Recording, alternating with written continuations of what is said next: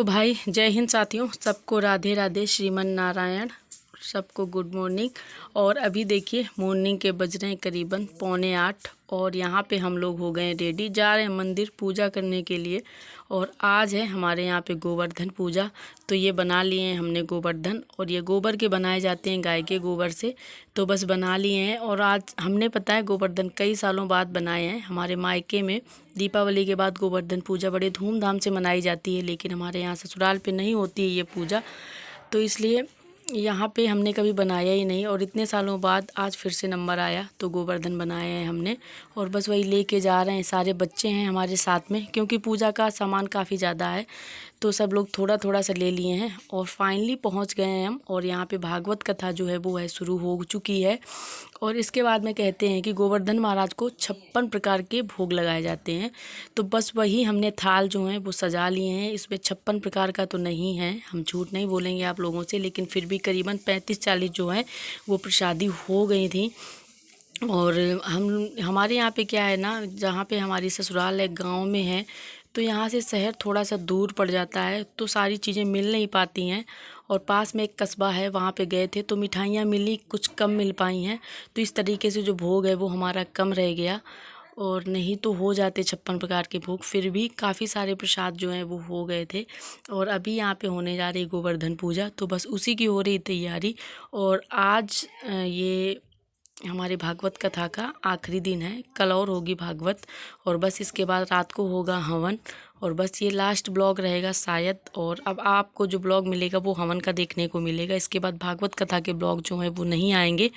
पूरे 7 दिन की भागवत हो गई है और वीडियो आपको लेट मिल रहा है, इसके लिए सॉरी, क्योंकि टाइम ही नहीं मिला। हमने आपको पिछले ब्लॉग में भी बताया था, इसलिए वीडियो आपको थोड़ा सा लेट मिल पा रहे हैं। तो भाई जय हिंद साथियों, राधे राधे, सबको गुड मॉर्निंग और सुबह की राम राम। कैसे हैं आप लोग? उम्मीद है पूरी फैमिली अच्छी होगी और हम भी बिल्कुल ठीक हैं। तो आज है हमारी भागवत कथा का आखिरी दिन, यानी 7वां दिन है आज।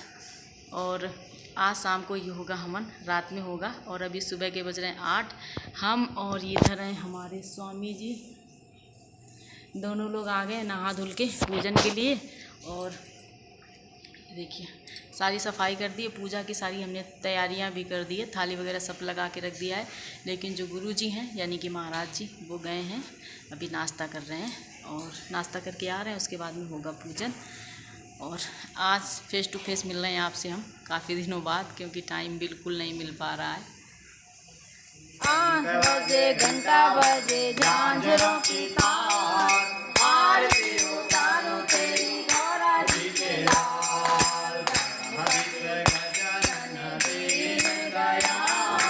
आरती उतारो तेरी गौरा जी के लाल, रिद्धि सिद्धि पत्नी तेरी सुमेला, तो है सुते रिद्धि सिद्धि पत्नी तेरी सुमेला, तो है सुते तेरी पूजा करने वाले हो। और आज है आखिरी दिन भागवत कथा का। तो भागवत कथा के आखिरी दिन ही होता है सुदामा चरित्र और रुक्मिणी जी का विवाह जो हुआ था श्री कृष्ण भगवान के साथ में। तो बस यहाँ पे क्या है कि 2 बच्चियाँ हैं ये, और ये हमारी जेठानी की बेटियाँ हैं। इनको एक को बनाया गया है कृष्ण और एक को रुक्मिणी, तो इनका विवाह होगा यहाँ पे। और भागवत कथा के माध्यम से ही होता है, फिर पैर पूजाई होती है, बड़े विधि विधान के साथ होता है। तो बहुत अच्छा लग रहा था, ऐसे लग रहा था मानो सच में श्री कृष्ण भगवान की शादी हो रही है।